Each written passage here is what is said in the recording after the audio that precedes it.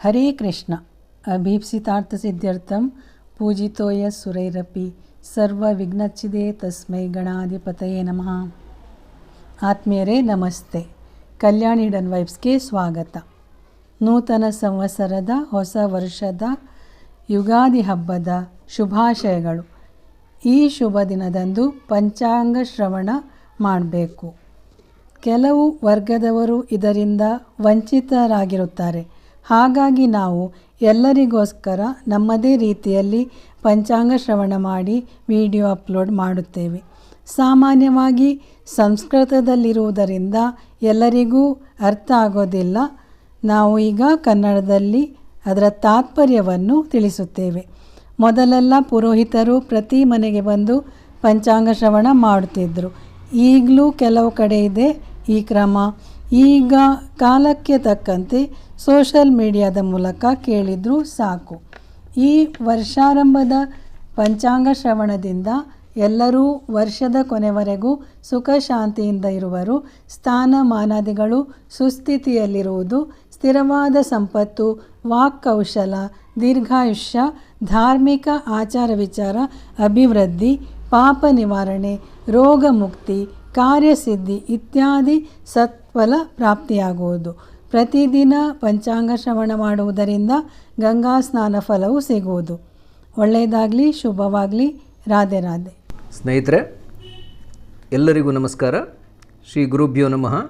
ದೇವಕೀ ನಂದನಂ ವಂದೇ ಬಾಲಂ ಬಾಲಾಂಬುಜೇಕ್ಷಣಂ ರಾಮಮಂತಧರಂ ದೇವಂ ಶ್ರೀ ಮಧ್ವಕರ ಪೂಜಿತಂ ಯೋ ವಿಪ್ರಲಂಬ ವಿಪರೀತ ಮತಿಪ್ರಭೂತಾನ್ ವಾದಾನ್ನಿರಸ್ಯ ಕೃತವಾನ್ ಭುವಿ ತತ್ವವಾದಂ ಸರ್ವೇಶ್ವರೋ ಹರಿರಿತಿ ಪ್ರತಿಪಾದಯಂತಮ ನಂದತೀರ್ಥ ಮುನಿವರ್ಯಮಹಂ ಸ್ಮರಾಮಿ. ಶ್ರೀ ದುರ್ಗಾಂಬೈ ನಮಃ. ಶುಕ್ಲಾಂಬರಧರಂ ವಿಷ್ಣುಂ ಶಶಿವರ್ಣಂ ಚತುರ್ಭುಜಂ ಪ್ರಸನ್ನವದನಂ ಧ್ಯಾಯೇತ್ ಸರ್ವವಿಘ್ನೋಪಶಾಂತಯೇ.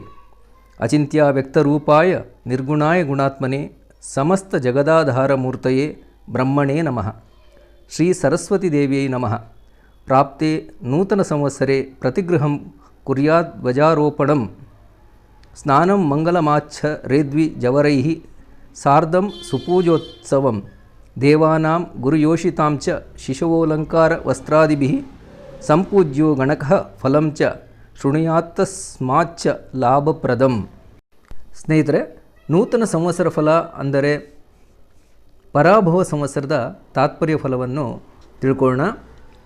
ಸ್ವಸ್ತಿ ಶ್ರೀಮನ್ನಾರಾಯಣನ ನಾಭಿ ಕಮಲದಿಂದ ಉದ್ಭವಿಸಿದ ಚತುರ್ಮುಖ ಬ್ರಹ್ಮರ ಶ್ವೇತ ವರಾಹ ಕಲ್ಪವೆಂಬ ಹಗಲಿನಲ್ಲಿ 1,29,49,49,127 ವರ್ಷಗಳು ಸಂದುವು.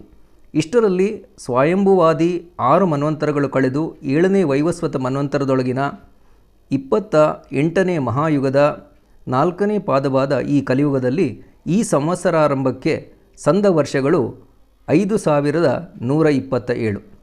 ಈ ಮಧ್ಯೆ ಯುಧಿಷ್ಠಿರ ವಿಕ್ರಮಗಳೆಂದೆರಡು ಶಕಗಳೆರಡು ಕಳೆದು 3ನೇ ಶಾಲಿವಾಹನ ಶಕದಲ್ಲಿ ಈ ಸಂವತ್ಸರಾರಂಭಕ್ಕೆ 1948 ವರ್ಷಗಳು ಸಂದುವು.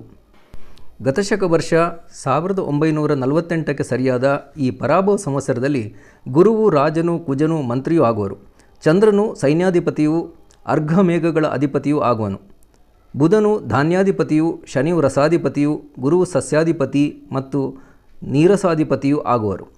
ಈ ಪರಾಭವ ಸಂವತ್ಸರದಲ್ಲಿ ಭೂಮಿಯ ಮೇಲೆ ಬೆಳೆಯುವ ಪ್ರಮುಖ ಆಹಾರ ಧಾನ್ಯಗಳು ಸಮೃದ್ಧವಾಗಿ ಬೆಳೆಯುವು. ರಾಜರುಗಳೊಳಗೆ ಸುದೀರ್ಘ ಯುದ್ಧ ಉಂಟಾಗುವುದು. ರಾಜರುಗಳು ಯುದ್ಧ ತಂತ್ರಗಳಲ್ಲಿ ನಿಪುಣರಾಗಿದ್ದರೂ ಶತ್ರುಗಳಿಂದ ಪರಾಜಿತರಾಗುವರು.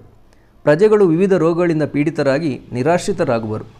ಗುರುವು ರಾಜನಾದುದರಿಂದ ಧಾರಾಳ ಮಳೆಯುಂಟಾಗಿ ಫಲಪುಷ್ಪಾದಿಗಳು, ಆಹಾರ ಧಾನ್ಯಗಳು ಸಮೃದ್ಧವಾಗಿ ಬೆಳೆಯುವು. ಗೋವುಗಳು ಧಾರಾಳ ಹಾಲನ್ನೀಯುವು. ಸಜ್ಜನರು ಯಜ್ಞಯಾಗಾದಿ ಸತ್ಕರ್ಮಗಳಲ್ಲಿ ಆಸಕ್ತರಾಗುವರು. ಜನರು ಆರೋಗ್ಯವಂತರಾಗುವರು.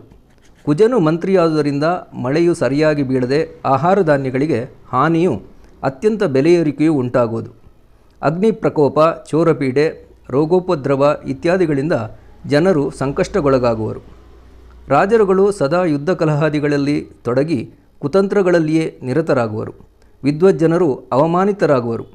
ಚಂದ್ರನು ಸೈನ್ಯಾಧಿಪತಿ ಆದುದರಿಂದ ಧಾರಾಳ ಮಳೆಯುಂಟಾಗಿ ಸರ್ವ ವಿಧದ ಬೆಳೆಗಳು ಸಮೃದ್ಧಿಗೊಂಡು ಸುಭಿಕ್ಷ ಉಂಟಾಗುವುದು. ಜನರು ಆರೋಗ್ಯವಂತರಾಗುವರು. ಗೋವುಗಳು ಎಮ್ಮೆಗಳು ಬಹುವಾಗಿ ಹಾಲನ್ನೀಯುವು. ಚಂದ್ರನು ಅರ್ಗೇಶನಾದುದರಿಂದ ಉತ್ತಮ ಮಳೆಯಾಗಿ ಎಲ್ಲ ವಿಧದ ಸಸ್ಯಗಳು ಸಮೃದ್ಧವಾಗುವು. ಅಗತ್ಯ ವಸ್ತುಗಳಿಗೆ ಮಹತ್ತರವಾದ ಬೆಲೆಯೇರಿಕೆಯು ಉಂಟಾಗುವುದು. ಚಂದ್ರನು ಮೇಘೇಶನಾದುದರಿಂದ ಗೋವುಗಳು, ಜಲಚರ ಪ್ರಾಣಿಗಳು, ಸಸ್ಯ ಪುಷ್ಪಾದಿಗಳು ಸಮೃದ್ಧಿಯಾಗುವು. ವಿದ್ವಜ್ಜನರಿಗೆ ಹೆಚ್ಚಿನ ಸುಖವುಂಟಾಗುವುದು. ನದಿ, ಬಾವಿ, ಕೆರೆ, ಸರೋವರಾದಿಗಳಲ್ಲಿ ನೀರು ಬಹಳವಾಗಿ ತುಂಬುವುದು. ಬುಧನು ಧಾನ್ಯೇಶನಾದುದರಿಂದ ಗೋಧಿ, ಭತ್ತ, ಕಬ್ಬು, ಯವ ಮುಂತಾದ ಧಾನ್ಯಗಳು ಸಮೃದ್ಧವಾಗಿ ಬೆಳೆಯುವು. ವಿದ್ವಜ್ಜನರು ವೃದ್ಧಿ ಹೊಂದುವರು. ವಿಪ್ರರು ವೇದಶಾಸ್ತ್ರಾದಿಗಳ ಅಭ್ಯಾಸಗಳಲ್ಲಿ ನಿರತರಾಗುವರು. ಗುರುವು ಸಸ್ಯೇಶನಾದುದರಿಂದ ಮೇಘಗಳು ಧಾರಾಳ ಮಳೆಯನ್ನು ಸುರಿಸುವು. ಎಲ್ಲ ವಿಧದ ಧಾನ್ಯಗಳು, ಫಲಪುಷ್ಪಗಳು ಸಮೃದ್ಧಿಯಾಗುವು. ಜನರು ಸಂತೋಷಭರಿತರಾಗುವರು. ಶನಿಯು ರಸೇಶನಾದುದರಿಂದ ಉಣ್ಣೆ, ರೇಷ್ಮೆ, ನೀಲಿ, ಕಬ್ಬಿಣವೇ ಮೊದಲಾದ ವಿವಿಧ ಲೋಹಗಳ ಉತ್ಪನ್ನಗಳ ಧಾರಣೆಯು ಉತ್ತಮಗೊಳ್ಳುವುದು. ಬೆಳ್ಳಿ, ಬಂಗಾರ ಮತ್ತು ವಿವಿಧ ರಸವಸ್ತುಗಳಿಗೆ ಭಾರೀ ಬೆಲೆಯೇರಿಕೆ ಉಂಟಾಗುವುದು. ಮಳೆಯು ಬಹಳ ಕಡಿಮೆ ಬಿದ್ದು ಜನರು ಅತ್ಯಂತ ಪೀಡಿತರಾಗುವರು. ಗುರುವು ನಿರಶೇಷನಾದುದರಿಂದ ಅಡಕೆ, ಎಲ್ಲ ವಿಧದ ರತ್ನಗಳು, ಬಂಗಾರ, ಧಾನ್ಯಗಳು, ಹತ್ತಿ, ಬಟ್ಟೆ ಮೊದಲಾದ ಹತ್ತೆಯ ಉತ್ಪನ್ನಗಳು, ಚರ್ಮದ ಉತ್ಪನ್ನಗಳು, ವಿವಿಧ ಪುಷ್ಪಗಳು, ಶ್ರೀಗಂಧ ಇತ್ಯಾದಿಗಳು ಭೂಮಿಯಲ್ಲಿ ಸಮೃದ್ಧಿಯಾಗುವು. ವನದೇವತೆಗಳ ಸಮೂಹವು ಸುಖವುಳ್ಳದ್ದಾಗುವುದು. ರವಿಯ ಆರ್ದ್ರ ಪ್ರವೇಶ ಫಲ. ನಿಜ ಜ್ಯೇಷ್ಠ ಶುಕ್ಲ 8 ಯುಕ್ತ ತಾರೀಕು 22/6/2026 ಸೋಮವಾರ ಮಧ್ಯಾಹ್ನ ಗಂಟೆ 12:26 ಅಷ್ಟಮಿ ತಿಥಿ, ಹಸ್ತ ನಕ್ಷತ್ರ, ವರ್ಯಾನ್ ಯೋಗದಲ್ಲಿ ರವಿಯು ಆರ್ದ್ರ ನಕ್ಷತ್ರವನ್ನು ಪ್ರವೇಶಿಸುವನು. ರವಿಯ ಆರ್ದ್ರ ಪ್ರವೇಶವು ಹಗಲು ಮಧ್ಯಾಹ್ನ ಕಾಲದಲ್ಲಾಗುವುದರಿಂದ ಮಳೆಯು ಕಡಿಮೆಯುಂಟಾಗಿ ಲೋಕದಲ್ಲಿ ನೀರಿನ ಅಭಾವ ಮತ್ತು ಆಹಾರ ಧಾನ್ಯಗಳ ಅಭಾವ ಸಂಭವಿಸುವುದು.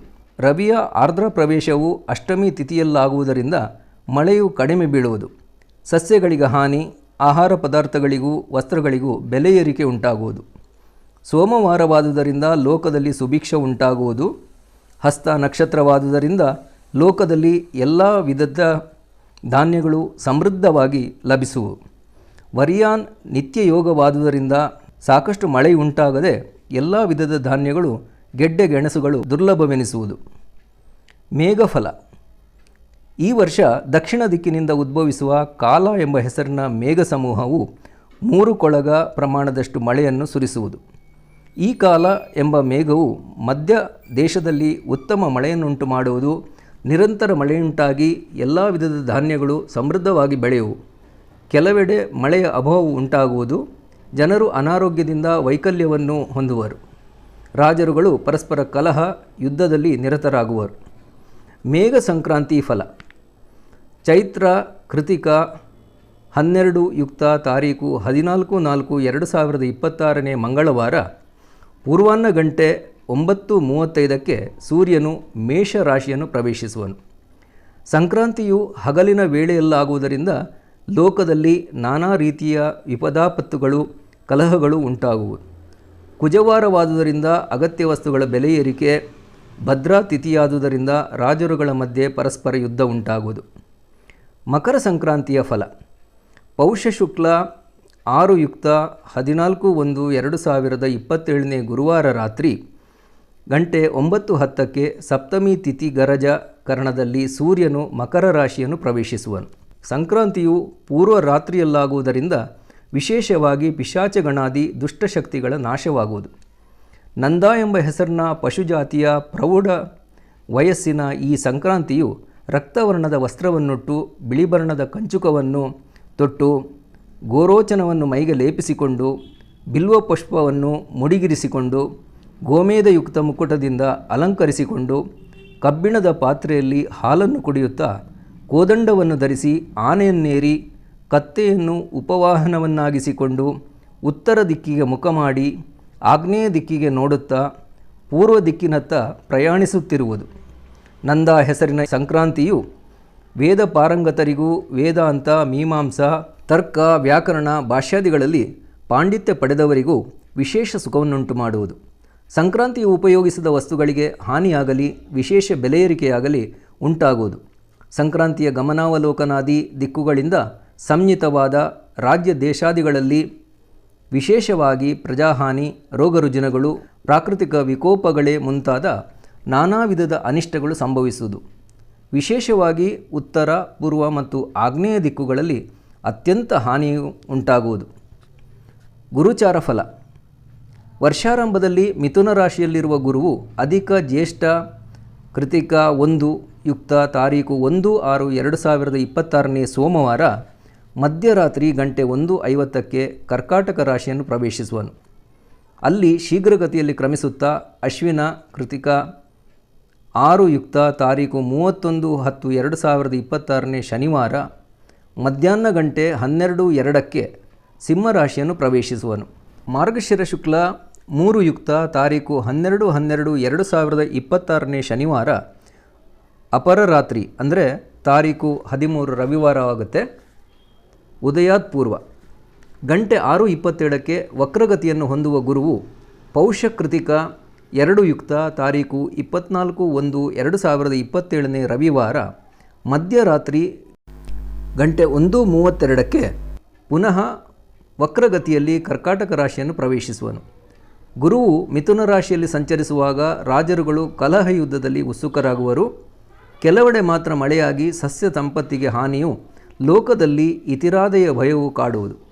ಗುರುವು ಕರ್ಕಾಟಕ ರಾಶಿಯಲ್ಲಿರುವಾಗ ಮೇಘಗಳು ಧಾರಾಳ ಮಳೆ ಸುರಿಸುವು. ಲೋಕದಲ್ಲಿ ಈತಿ ಬಾಧೆಯು ಭಯವು ಕಾಡುವುದು. ಗುರುವು ಕರ್ಕಾಟಕ ರಾಶಿಯಲ್ಲಿರುವಾಗ ಮೇಘಗಳು ಧಾರಾಳ ಮಳೆ ಸುರಿಸುವು. ಸಸ್ಯ ಸಂಪತ್ತು ಸಮೃದ್ಧಿಯಾಗಿ ಬೆಳೆಯುವು. ಗೋವುಗಳು ಧಾರಾಳ ಹಾಲನ್ನೀಯುವು. ವಿಪ್ರರು ಯಜ್ಞಯಾಗಾದಿಗಳಲ್ಲಿ ತತ್ಪರರಾಗುವರು. ಗುರುವು ಸಿಂಹರಾಶಿಯಲ್ಲಿ ಸಂಚರಿಸುವಾಗ ವಿಪ್ರರು, ಸಜ್ಜನರು ಆರ್ಥಿಕ ಸಂಕಷ್ಟಕ್ಕೆ ಒಳಗಾಗುವರು. ಅತಿವೃಷ್ಟಿ, ವಿವಿಧ ರೋಗಪೀಡೆ ಇತ್ಯಾದಿ ಉದ್ಭವಿಸುವುದು. ರಾಜರುಗಳು ಯುದ್ಧದಲ್ಲಿ ಹಾನಿಗೊಳಗಾಗುವರು. ಗುರುವು ಪುನರ್ವಸು, ಪುಷ್ಯ, ಆಶ್ಲೇಷ ನಕ್ಷತ್ರದಲ್ಲಿ ಇರುವಾಗ ಕೆಲವೆಡೆ ಅನಾವೃಷ್ಟಿಯ ಕಾರಣದಿಂದ ದುರ್ಭಿಕ್ಷ ಉಂಟಾಗುವುದು. ಗುರುವು ಸಿಂಹರಾಶಿಯಲ್ಲಿ ವಕ್ರಗತಿಯನ್ನು ಪಡೆದಾಗ ಲೋಕದಲ್ಲಿ ಸರ್ವ ವಿಧದಲ್ಲಿಯೂ ಕ್ಷೇಮ ಉಂಟಾಗುವುದು. ಗುರುವು ಅತಿಚಾರವನ್ನು ಅಂದರೆ ಅತಿ ಶೀಘ್ರವಾದ ಗತಿಯನ್ನು ಹೊಂದಿದ್ದು, ಈ ಸಮಯದಲ್ಲಿ ಶನಿಯು ವಕ್ರಗತಿಯನ್ನು ಪಡೆದಾಗ ಲೋಕದಲ್ಲಿ ಮಹತ್ತರವಾದ ವಿಪತ್ತುಗಳು ಸಂಭವಿಸುವು. ಶನಿಚಾರ ಫಲ.